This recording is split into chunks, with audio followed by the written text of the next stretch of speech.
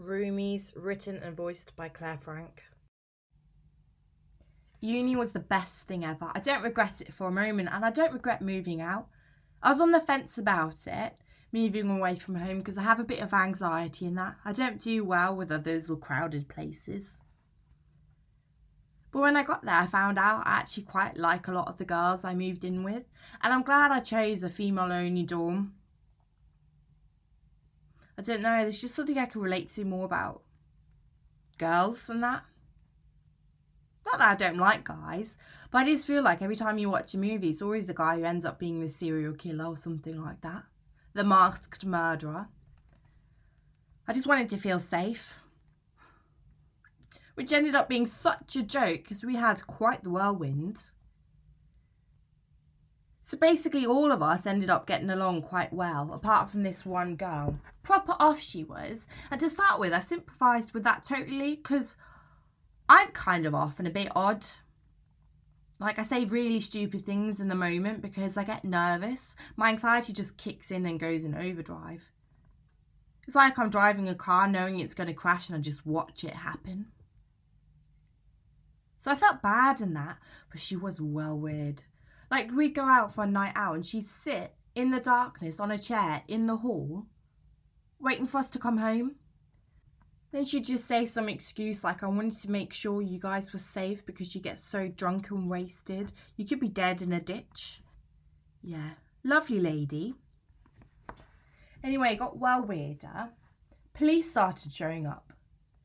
One time she called because she said Brittany, my roomie, was a prostitute and had lots of clients coming over, which wasn't true. She literally had this guy come around twice. And yeah, they did the business, but they liked each other. And so what about that? What she did was sick. Brittany broke it off with that guy. She was so ashamed. I said, it's nothing to do with you, mate. You're fine and what you're doing is absolutely okay. What she's done is wrong. And then they came around another time because apparently we were smoking weed, which wasn't true. Daphne just got a new room spray. It was all fruity. And she says, oh, I thought that was what weed smelt like. Had that fruity smell. What a joke. And the police are tired of coming around ours. The last straw was when she called them over because we'd stolen her stuff. And she had proof because it wasn't there. And they spent about 10 minutes in the room and found it under her bed. And she goes, oh, I must have forgotten I put it there. I thought for sure they stole it. I mean, come on. At least get it out of the building if you're going to frame us up for it. She got on all our nerves. Soon we were living a horror story. I felt like I was the blonde girl at the start of a horror film that gets killed first. I wasn't dealing with it great. None of us were, but we were on edge. We tried and talk to the school about it, but we couldn't say much because we didn't have proof of anything, really. And they just told us not to be so judgy because someone's different. I got well offended. I said, we're not being judgy. We're scared to live with her. She gives us stalker vibes. They said to hang in there a few more weeks. A few more weeks. I'll be going completely mental. I mean, I can hardly focus when I'm in school, let alone when I'm home. I just don't feel okay here anymore. None of the girls did. So we did something, well, not really nice, to be honest. We all united together and hatched a plan to set her up. And I know it's not the right thing to do, but you've got to understand, we were desperate. I mean, really desperate. This is our life too. And then we put the plan into action. We'd go around whispering about the drugs we'd gotten, party pills and that. And go all hush hush when she came in. I felt well bad and thought she was going to see through it. I wanted to pee myself every time she walked in, but I tried to hold my cool as much as I could. And then one day it was time. We'd set all the seeds in motion. And we all suddenly had to go on a group trip out. Do some food shopping or something, I think we said. And she ate the bait right up. Went into every one of our rooms she could get in. and looked around. Proper searched with no regret or anything, no pause or hesitation. We'd of course set up CCTV cameras, got one of those nanny cams in each of our rooms.